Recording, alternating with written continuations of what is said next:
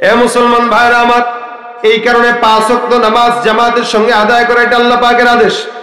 নামাজ পড়বা বেশি বেশি, যত বেশি সিজদা দিবা তত আল্লাহর নিকটবর্তী হইবা। আল্লাহ পাক ডাক দিয়া বলেন সীমাহুম ফি ওয়াজুহিহিম মিন আথারিস সুজুদ।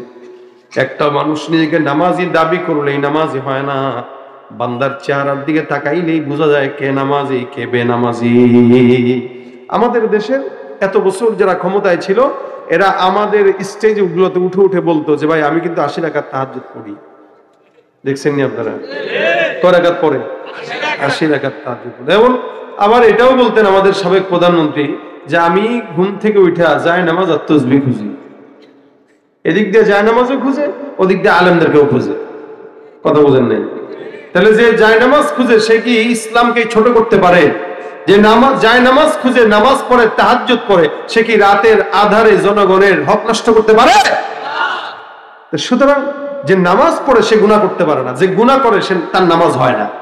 কারণ আল্লাহ পাক বলেন ফাহশা ওয়াল মুনকার, ইচ্ছাকৃত যত ফাহিশা গুনাহ আছে নামাজের মাধ্যমে সব ফাহিশা গুনাহগুলো আল্লাহ পাক দূর করে দেয়, এবং মুনকার গুনাহগুলো আল্লাহ পাক দূর করে দেয়।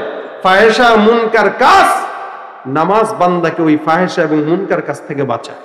এন্ড যেই নামাজ আপনাকে ধোঁকা দেয়, যেই নামাজ আপনাকে জান্নাত পর্যন্ত নিতে পারে না, ওইটা নামাজ না, ওইটা ভণ্ডামি ছাড়া কিছু না। সাহাবা একরাম নামাজের ভিতরে যদি কোনো কিছুর কারণে খুশু নষ্ট হইতো তারা কি করতেন আর আমরা কি করি? আমরা পাহারা দেই নামাজের ভিতরে মোবাইল আর জুতা। আর সাহাবা একরাম কত বড় সম্পদ হোক, ওই সম্পদ যদি তার নামাজের কোনো খুশু এক বিন্দু নষ্ট করছে, ওই সম্পদ আর তারা রাখতেন না, এর সম্পদ বিলায় দিতেন। এক সাহাবী আবু তালহা রাদিয়াল্লাহু তাআলা আনহু, উনি একবার নামাজে দাঁড়াইছেন, তো উনার অনেক বড় একটা বাগান ছিল। তো বাগানের ভিতরে উনি ঢুকছেন নামাজের জন্য, দেখাশোনার জন্য। তো নামাজের সময় হয়েছে, উনি নামাজে দাঁড়ায় গেছেন। হঠাৎ করে তাকায় দেখে এই জঙ্গলের ভিতরে একটা ছোট্ট পাখি ঢুকছে, সুন্দর। পাখিটা যে ঢুকছে, পাখিটা আর বেরোইতে পারতেছে না। একবার এদিকে যায়, একবার ওদিকে যায়, একবার সামনে একবার পিছনে, খালি এদিক সেদিক নড়াচড়া করতেছে। আবু তালহা রাদিয়াল্লাহু তাআলা নামাজের মধ্যে পাখির দিকে নজর যায়, চিন্তা করে এত সুন্দর পাখিটা আমার বাগানের মধ্যে ঢুকলো, এই বাগান থেকে বের হওয়ার রাস্তা তালাশ করে পায় না। আরে চমৎকার লাগে, ডানে একবার যায় বামে একবার যায়। নামাজটা শেষ হয়ে গেল, নামাজ শেষ করার পর উনি পাখির দিকে তাকায় আছেন আর মনে মনে চিন্তা করতেছেন, মালিক আমি নামাজের মধ্যে দাঁড়ায় দাঁড়ায় যে পাখিটার তামাশা দেখলাম, এই জঙ্গল যদি না থাকতো, বাগান যদি না থাকতো, পাখিটা আসতো না। আর পাখিও যদি না আসতো, আমার নামাজের খুশু নষ্ট হইতো না। আমি নামাজের মধ্যে সম্পূর্ণ আমার ওই পাখির দিকে নজর।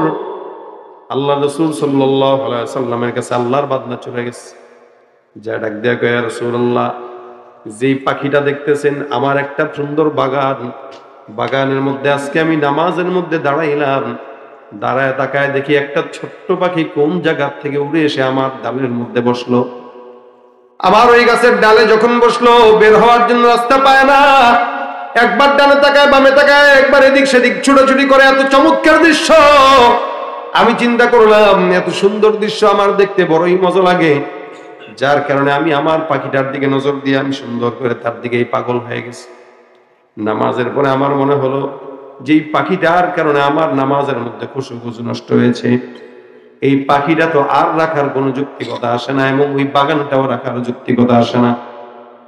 ইয়া রাসূলুল্লাহ, যেই বাগানের কারণে পাখি ঢুকলো, পাখির কারণে আমার নামাজ নষ্ট হইল, এরকম বাগান আমার দরকার নাই।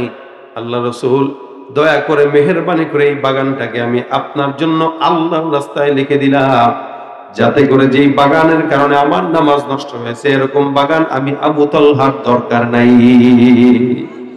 সুবহানাল্লাহ, আস্তে কইলেন। আমরা কি নামাজের জন্য দোকান ছাড়তে পারি? না, আমরা নামাজের জন্য দোকান ছাড়তে পারি না, বলেন দোকানের জন্য নামাজ ছাড়তে পারি। এই জন্য তো অনেক বাসের পিছনে লেখা থাকে, নামাজকে বলো না কাজ আছে, কাজকে বলো আমার নামাজ আছে।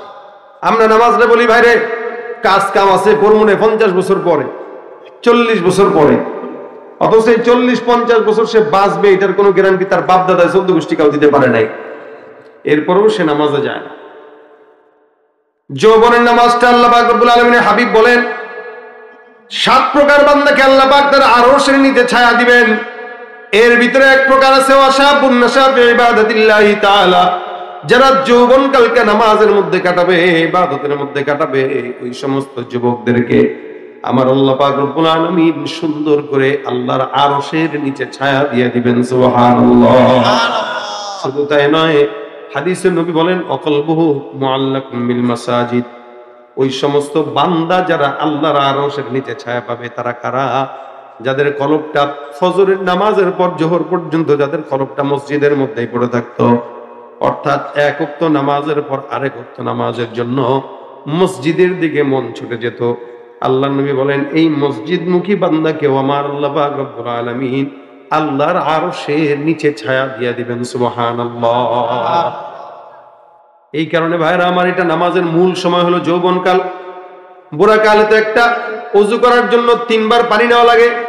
একবার খুলি করছে, নাকে পানি দিছে, ফস করে আবার ছেড়ে দিছে, ওযু ভেঙে গেছে।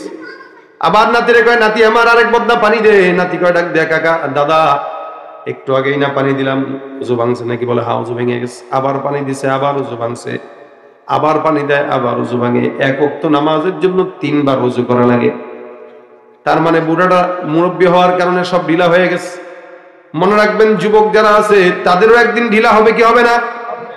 প্রত্যেকটা মানুষ মুরব্বী হবে একদিন। আমাদেরও হালত কেমন হবে? কিন্তু তখন নামাজ পড়তে মন চাবে, কিন্তু মাজার ব্যথায় ঠিক মতো নামাজ আদায় করতে পারবে না। সেজদা দিলে উঠতে পারবে না, উঠলে বসতে পারবে না, শুইলে উঠতে পারে না, উঠলে শুইতে পারে না, এরকম হাল হয়। এই কারণে মুরব্বী বয়সের নামাজের চাইতে আল্লাহর দরবারে যৌবন বয়সের নামাজের দাম বেশি। এই মুসলমান এই কারণে নিয়ত করেন, প্রত্যেকটা বান্দা যখন নামাজ আদায় করবে, আল্লাহ পাক রব্বুল আলামিনের হাবিব বলেন কিয়ামতের ময়দানে বান্দার দানের হিসাব নেওয়া হবে। পরে বান্দার সমস্ত হিসাব পরে নেওয়া হলো, আমার আল্লাহ পাক বান্দার সর্বপ্রথম যেই হিসাবটা নিবে সেটাই হলো নামাজের হিসাব। ঠিক কিনা? কিসের হিসাব নিবেন? আউয়ালু মা ইউহাসাবু বিহিল আবদু ইয়াউমাল কিয়ামাতিস সালাত। কিয়ামতের ময়দানে সর্বপ্রথম আল্লাহ পাক বান্দার নামাজের হিসাব। এই জন্য যুবক মুরব্বী সবার জন্য উচিত নামাজ এখন থেকে শুরু করা। কবে থেকে? এখন থেকে, কালকে থেকে নয়, এখন থেকে শুরু করা। কোন বান্দা যদি দৈনিক 5 বার নামাজ আদায় করে, রাসূল বলেন ওই বান্দার গায়ের মধ্যে কোনো গুনাহ থাকতে পারে না। উদাহরণ দেয়া বলেন রাসূল, তোমাদের গায়ে কারো বাড়ির সামনে যদি পুষ্করিণী থাকে, আর ওই পুষ্করিণীর মধ্যে যদি তোমরা 5 বার গোসল করো, ওই বান্দার গায়ের মধ্যে ময়লা থাকতে পারবে না। যেরকম ঠিক তেমনি ভাবে কোন বান্দা দৈনিক 5 বার যদি নামাজ আদায় করে, ওই বান্দার গায়ের মধ্যেও কোনোদিন গুনাহের ময়লা থাকতে পারবে না। এই জন্য মুসলমান নবীর উম্মত যারা এখানে আছি, এখন থেকেই নিয়ত করব দৈনিক 5 বার আমার মাওলার সামনে দাঁড়ায় আল্লাহর সঙ্গে কথা বলবো। নামাজে কার সঙ্গে কথা হয়? 5 ওয়াক্ত নামাজ পড়ে। আমাদের অনেক বাইরে আছে যারা খালি 3 ওয়াক্ত পড়ে, এশাও পড়ে না, ফজরও পড়ে না। এটা হলো মুনাফিকের আলামত। কিসের আলামত? নামাজ না পড়া বেঈমানের আলামত, আর ফজর আর এশা না পড়া মুনাফিকের আলামত। এই কারণে ফজরের নামাজের যারা পড়েন দেখবেন, ফজরের নামাজের সময় মসজিদ থেকে যখন বের হন তখন এলাকার আবহাওয়া একদম পুত পবিত্র থাকে। ফজরের সময়টা একদম ক্লিন থাকে, পরিচ্ছন্ন থাকে। কেন জানেন? ফজরের সময় কোনো মুনাফিকের নিঃশ্বাস জমিনে থাকে না, সব মুনাফিকরা ঘুমায়। রাসূল বলেন মুনাফিক যারা, এরা ফজরও পড়ে না, এশাও পড়ে না। এই কারণে 5 ওয়াক্ত নামাজ পড়বো। আমাদের ছেলেরা রাত পর্যন্ত বিভিন্ন অন্যায় কাজ করে, গুনাহের কাজ করে, মোবাইল চালায়, হ্যান করে, ত্যান করে, কিন্তু ফজরের সময় উঠলেই, ফজরের নামাজের সময় আসার 5 মিনিট আগে থেকেই শয়তান তারে টিপ টিপ দিয়া ঘুম পাড়ায় দেয়। কি যুগ আসলো! নামাজকে নামাজ গুরুত্বই দেয় না। এই কারণে প্রত্যেকটা যুবক নিয়ত করেন, মসজিদ পাকা হইলে চলবে না, মুসল্লি পাকা হওয়া লাগবে। কথা বলেন ঠিক কিনা? মুসল্লি কি হওয়া লাগবে? পাকা হওয়া লাগবে। প্রত্যেকটা মানুষকে বলতেছি মুসল্লি পাকা হও, মুসল্লি পাকা। 5 ওয়াক্ত নামাজ জামাতের সঙ্গে আদায় করে পড়লে আল্লাহ পাক রব্বুল আলামিন ইনশাআল্লাহ জিন্দেগিতে এমন বরকত দিবেন কোনদিন কল্পনা করতে পারবেন না। নামাজ বান্দার বরকত দেয়।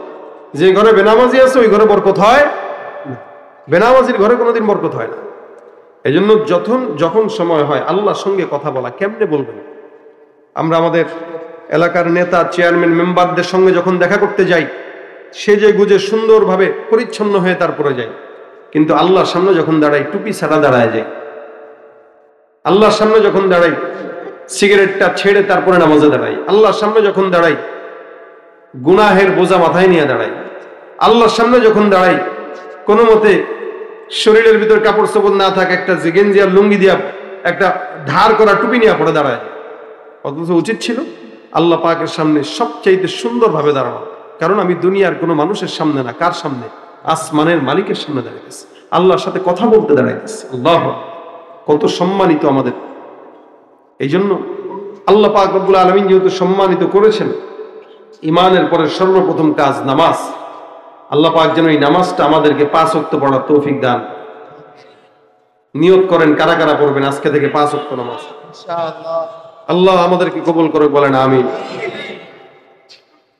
আলোচনা অনেক শুনেন, অনেক শুনবেন, কিন্তু আলোচনা আমরা শুনি ঠিক, মানি না, আমলও করি না। এখানে যতগুলো মানুষ আসছেন প্রত্যেকে যদি নিয়ত করেন আমি নিজে পড়বো, ঘরে পড়াবো, সবাইকে পড়াবো, এই নিয়ত যদি কেউ করেন ইনশাআল্লাহ আল্লাহ পাক আপনাদের জিন্দেগিতে বরকত দিবে, আমাদেরকেও বরকত দিবে ইনশাআল্লাহ। এই জন্য 5 ওয়াক্ত নামাজ সকলেই পড়বো। আল্লাহ পাক আমাদের সকলকে 5 ওয়াক্ত নামাজি বানায় দেখ, বলেন আমিন। প্রত্যেকটা যুবক চেষ্টা করবেন মসজিদটাকে সব সময় যেন ভরপুর থাকে, মসজিদকে 5 ওয়াক্ত নামাজের জন্য ভরপুর করে রাখবেন। আল্লাহ পাক বরকত দান দেবে ইনশাআল্লাহ। আল্লাহ পাক আমাদের এই ছোট্ট ভাঙা কথাগুলো মানার, আমল করার তৌফিক দান করুক। এবং ইনশাআল্লাহ আজকের মজলিসের প্রধান মেহমান শেখুল হাদিস। আপনারা তো বর্তমান সময়ে ভাইরাল আর পরিচিতর পিছনে ছুটতে যায় ইমান আমল সব নষ্ট করেন, কিন্তু আকাবির বুজুর্গানে দিন যারা শেখুল হাদিস, মুহাদ্দিস, এনাদের কথা আমাদের চেয়ে অনেক অনেক অনেক অনেক অনেক বেশি দামি। ওনাদের কথা শোনার মতো যোগ্যতা আমাদের হয় না, সৌভাগ্যও হয় না। এই কারণে আপনাদেরকে বলবো আজকের মাহফিলের সম্মানিত প্রধান মেহমান হযরত মাওলানা জহুরুল ইসলাম সাহেব, উনি শেখুল হাদিস এক মাদ্রাসা। আল্লাহ পাক রব্বুল আলামিন উনার জবান থেকে যে গুরুত্বপূর্ণ নসিহতগুলো শোনাবেন, এই নসিহতগুলো যেন শুনে মোনাজাত দিয়ে আমাদেরকে এখান থেকে কিছু নিয়ে যাওয়ার তৌফিক দান করে। সকলে বলেন আমিন। জবান খুলে থাকবেন তো ইনশাআল্লাহ? থাকবেন ইনশাআল্লাহ? কারা কারা উঠবেন হাতটা তুলেন, তাহলে উঠে যান। কারা কারা উঠে যান, সকলে মিলে। এই চুপ থাকেন, আমি ওয়াজ করতে আসছি, গজল গাইতে আসছি। আপনারা মাইক ভালো আনেন না, আমার দুর্বল বানিয়ে দিচ্ছে মাইক। আমি তো বকা দিই নাই, বকা দিলে এবারে বইতে পারতো না। এই ঘোড়ার ডিমের মাইক দিয়ে ওয়াজ করা যায় না। আমাদেরকে আনলে ভালো মাইক আনবেন, টাকা খরচ করবেন, হেড দোষ না। টাকা আপনারা দেন নাই, সে আনছেন। ভালো টাকা দিলে ভালো জিনিস আনতো, নর্মাল টাকা দিচ্ছেন, নর্মাল জিনিস আনছে। দোষ তো তার না, দোষ আপনাদের। আপনারা সুন্দর প্যান্ডেল দেন, সামিয়ানা দেন, কিন্তু মাইকের জন্য টাকা বরাদ্দ রাখেন না। এই মাইক আমাদের দুর্বল বানাইছে। আমার এখন ভিতরে সবকিছু জ্বলতেছে, আমার তার একটা প্রোগ্রাম করতে হবে, মাথাও ব্যথা করতেছে শুধুমাত্র মাইকের কারণে। যদি মাইকটা ভালো হইতো আজকে গজল আপনাদেরকে আরো 2-4টা শোনাইতাম বেশি। যেহেতু আপনারা ভুল করছেন, এই ভুলের খেসারত আপনাকে দেওয়া লাগবে, এই কারণে আর গাইতে পারতেছি না। যতটুকু হয়েছে আবার কখনো যদি দেখা হয় ইনশাআল্লাহ। তুমি রমজান এলে রাখো না রোজা, দিন কি করো আঘাত, পয়সা কড়ির নেই তো অভাব, দাও না তো যাকাত। রমজান এলে রাখো না রোজা, দিন কি করো আঘাত, পয়সা কড়ির নেই তো অভাব, দাও না তো যাকাত। তুমি ইমানদারির বড়াই করো, নেই তোমার ইমান, তুমি ইমানদারির বড়াই করো, নেই তোমার ইমান। তুমি কেমন মুসলমান, কেমন মুসলমান, নামাজের সাথে নাই পরিচয়, মানো না কোরআন, নামাজের সাথে নাই পরিচয়, মানো না কোরআন। তুমি কেমন মুসলমান, তুমি কেমন মুসলমান, তুমি সুদের টাকায় প্রাসাদে গড়ো, ঘুষও ছাড়ো না, দিন দুঃখী না খেয়ে মরে, খবর রাখো না। আসলে নাই, সুদের টাকায় প্রাসাদে গড়ো, ঘুষও ছাড়ো না, দিন দুঃখী না খেয়ে মরে, খবর রাখো না। তুমি ঘুষ খেয়ে অবিচার করো, সাজিয়া প্রধান, তুমি ঘুষ খেয়ে অবিচার করো, সাজিয়া প্রধান। তুমি কেমন মুসলমান, কেমন মুসলমান, তুমি কেমন মুসলমান।